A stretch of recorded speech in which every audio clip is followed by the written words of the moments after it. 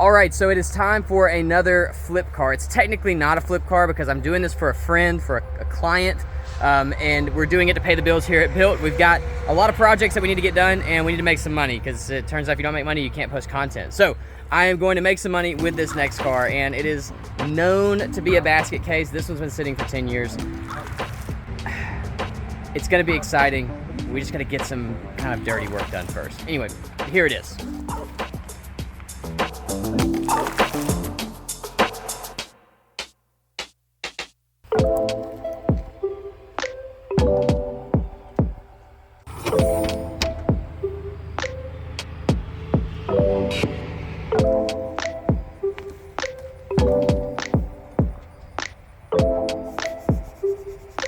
This is the first step of this build.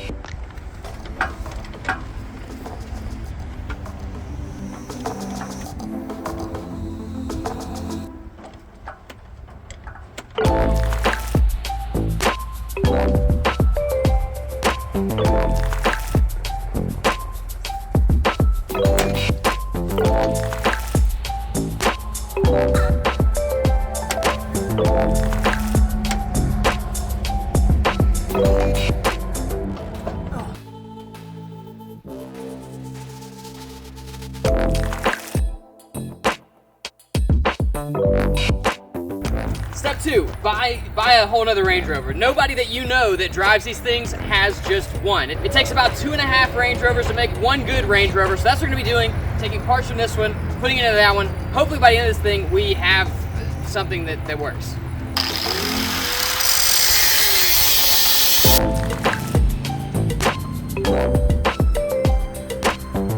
Ugh.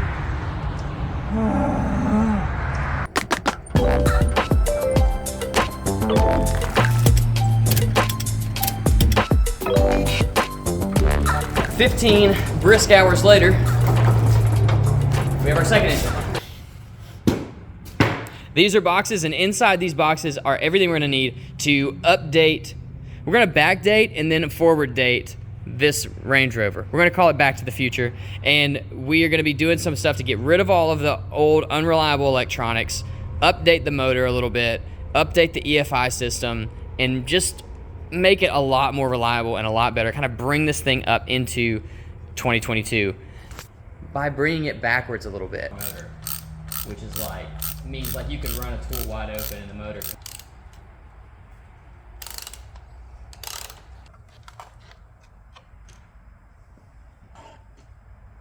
All right, good news, bad news. Well, bad news. So as I was rotating the engine around, it'll be hard to kind of show you. Right there, it gets stuck. Yeah. All right, well that motor's seized. Wow, it's a good thing we got a parts car. Okay, so, it's interesting.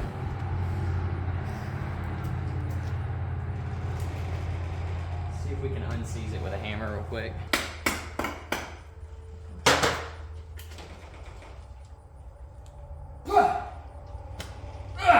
Man. I didn't want to sell that, but that tells us that we are going to use the 4.2. I'm so thankful that the engine that is rotating is the 4.2 out of the two. So we'll get free power out of that, technically, because we get more displacement, which is awesome. A little bit more modern motor, but what we're going to do this motor is going to take it into 2022, which is going to be really awesome. Almost, not all the way. You'll see, it's going to be cool. But first, we need to get the heads off. So we'll do that next.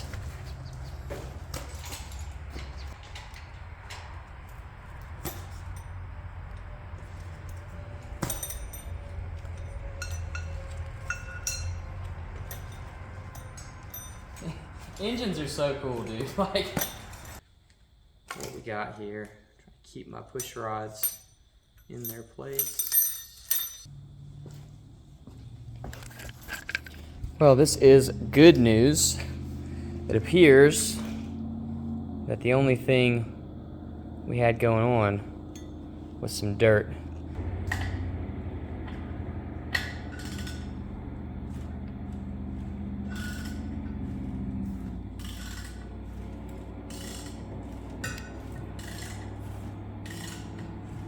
Get a quick before shot of these guys. You can see, you know, this looks pretty typical, but we do have some rust in here on the valves, probably just from when this thing sat. These actually look really clean, but you can see up here, probably some water got in through the intake while it was sitting. A little bit of rust in the valves, not bad at all compared to what we saw with the Mustang that we did last year. That one's coming back, by the way. We've had so many issues with it, it's just unbelievable. But not too bad, but I am glad we did this. We'll be able to take these off. We'll get these things freshened up. Everything will be all nice and new and fancy. And we'll get to throw them back on the engine looking brand new and working brand new. Don't get that on yourself because it won't come off. Okay. All right. I get the circle just because it was white, and I get that on that because it wasn't white. Okay.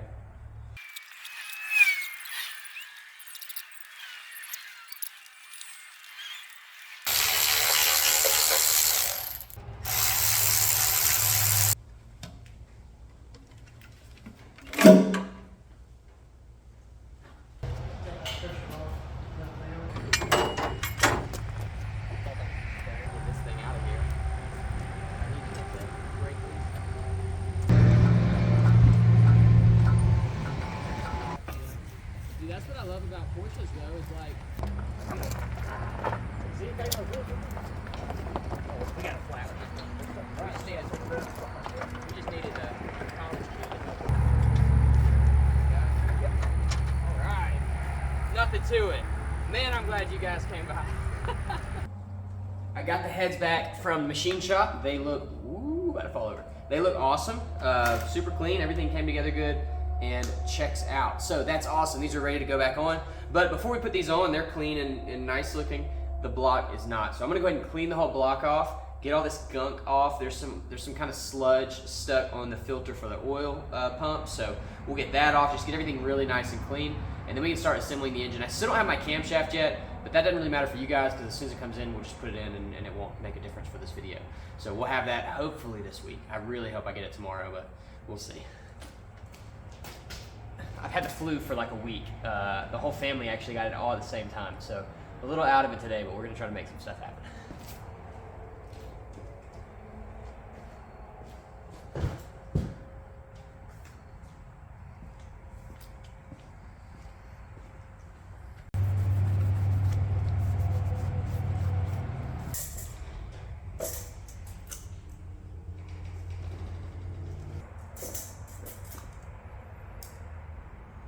So I said earlier we're taking this thing back to the future, and I want to just mock this up because I haven't seen it yet. I'm very excited to see it. But this is basically just a Buick 215, which is a motor designed in the 50s. Rover took that and ran with it for like 50 years and developed it and made it better and all that cool stuff. But that means that you can use Buick 215 performance parts basically on this, or kind of old school Rover performance parts, and that is what we are using here with a fresh dual plane intake from Edelbrock. This is gonna sit in there just like that. Not only does it look sick, but it gives us the opportunity to bolt on a 4-bolt, just kind of standard 4-barrel carburetor. That's great for this engine. It's gonna let this engine breathe, and it's gonna let it get the fuel and air that we need while deleting all of the problematic 80s computer that ran this engine in the first place. Old school mass airflow sensors, old school 80s tech. It's getting old, it's aged out, it's time for an upgrade. Now, what you're thinking, this is not an upgrade, this is a downgrade. Carburetors are older than any sort of fuel injection in the 80s, and that's true. But what's not older is the next part that's bringing us into the future. We got something sick. The reason I said yes to this job in the first place is to do this. This is a Holley Sniper EFI, and you can see this is gonna bolt on just like that. Looks so cool. And this is a carburetor kind of conversion to give you EFI. You've probably heard of them. And what we're gonna do with this is basically get rid of all of the old Lucas stuff, get rid of all of the old EFI stuff. This is an ECU that runs off of a wideband, so it'll be self-learning. So as we put our new cam in there, engine's getting more air, it'll know to give it more fuel. It's gonna run even better than it ever has. We're gonna probably make a good bit more power just because we're gonna have active tuning while we drive. And we've updated everything into this Century, which is really, really awesome. I think it's gonna run great. I cannot wait to get this thing dialed in and sorted. Man, that is just such a cool piece of kit. So we will wire this all. We will wire this all in, but it's not going to get to go in until the engine's actually back in the car, because you have to put the engine in. Excuse me. You have to put the engine in without the intake on. So I just wanted to show you guys kind of where we're going with this, so you know why we're doing this build in the first place. It is pretty custom, and it's going to be really fun. But this is where we're going. Now we got to pull this stuff back off. We can bolt our heads down. We can hopefully get our cam in and put it all together. And then we should be ready to go with final assembly on the engine. I'm waiting on the camshaft, so I still haven't put the engine together yet. Basically, this is a family heirloom of a car. It got left at a shop that couldn't figure out how to fix it. They sold parts off of it. I'm learning that they did more than that, and I'm kind of frustrated about it. And we're trying to get it back on the road for this family. So today on this video, I'm going to be working on the interior, trying to get, I don't know if we get the whole interior done and put together, but I really want to get the wiring stuff sorted. Let me show you what I mean. So hopping in here, you can see all sorts of wiring pulled out. I guess they were trying to diagnose some sort of fault or issue, and that is the way they chose to do it. And then underneath here, there's also just, you could tell a lot of wires have been pulled and maybe tested. I'm not sure what's going on. They pulled this panel, and that's frustrating, but it's like, okay, we can diagnose and test and fix all of that. What I can't really fix is up here. You'll see there's no battery, but not only, hang on, loud truck. Not only is there no battery, the main power cable is not here. What that means is I have to pull the dash apart and find wherever that plugs in under here. I think it's under here somewhere. But we'll get this top half of the dash off and hopefully have access to that connector. And we can pull that harness out, stick it in that one, and I think that's going to end up happening a lot. I think there's going to be more wiring that has to get moved over from this car. The good news is,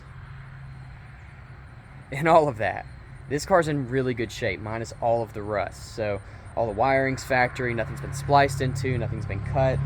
And then all the connectors look really good. So luckily I didn't go and just cut everything out of that one when I was pulling the engine, because I thought all I was gonna need was the engine and trans. So everything's still nice, thank goodness. So we'll just start pulling harnesses out as we need them and plugging them in. Now we are gonna be doing a lot of our own wiring with the Holley EFI, but we still need our body harnesses and stuff to talk to each other. So hopefully we can get it all to work. We'll see. All right, so it's been a couple hours, done a lot of diagnosing. Now, I don't have any wiring diagrams here. I have some of this, which is like, I guess whenever they were trying to figure this thing out. And this is all fuel injection stuff. So what it looks like is that the fuel injection system went out. We have a fuel injection computer back there, like an extra one. Sorry about my shadow, but there you go. We have an extra fuel injection computer, so they were obviously diagnosing that when they gave up, which is great for me. That's great news, because I didn't know why this thing wouldn't work. And I'm changing all the fuel injection stuff. We're actually gonna run as much of this off the Holley as possible. So if I can take any sensors away from Range Rover and give it to Holley, that's what I'm gonna do. And I found out, based on this fuel wiring stuff, that brown is Range Rover's power color. And I found this giant bundle of brown wires. And I thought, okay, maybe that's the power junction. I would have used a block, but they used like 40 wires. And there's a bolt in there that those are all connected to. So I thought, okay, maybe that is the power, right? That's where we get power from, and it must just pull it off the starter. So I found it over here. It's that little starter solenoid looking thing, and there's like 3 wires coming off of it. But I just went ahead and bypassed that because I don't even know what it is. And that lug, that lug that the power is connected to is the one that goes through and connects to all those wires. Okay, and then we just ground it to the chassis like normal. We're gonna cut this on. Another thing I went ahead and did is I bought a new ignition switch, because these things are real finicky. The other one actually doesn't even work. It keeps getting locked up. So I went ahead and bought a new one. We've got that plugged in. We're gonna turn the key, and if anything comes on, we're winning. I can hear a relay clicking, which is good news. So it sounds like we have power, and also we've got a light right here. I don't know if you guys can tell or not, but that is lit up. So if that's good, that's great. If anything happens, let's see what happens.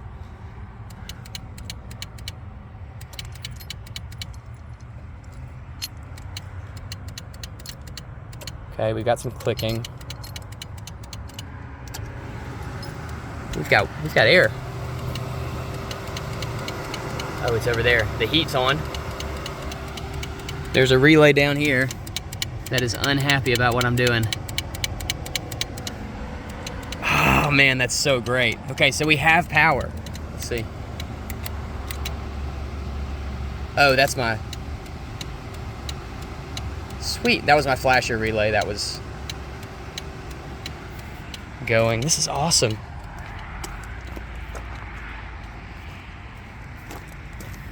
All right, this is such a relief. I've been stressed so much about all this wiring, and I think this is gonna be good. And seeing all the paperwork for the fuel injection makes me feel much better too, because that's what we're replacing, so. All right, good news. The car works. Looks rough, but it works. I've got a new ignition switch in. We've got power run to it now, and the electronics seem to be working just fine. I found some paperwork on the fuel injection system from, I guess, the last time it was being worked on, and we're replacing that. So hopefully this is all that has to be done for wiring. We can put this thing back in and make this car run.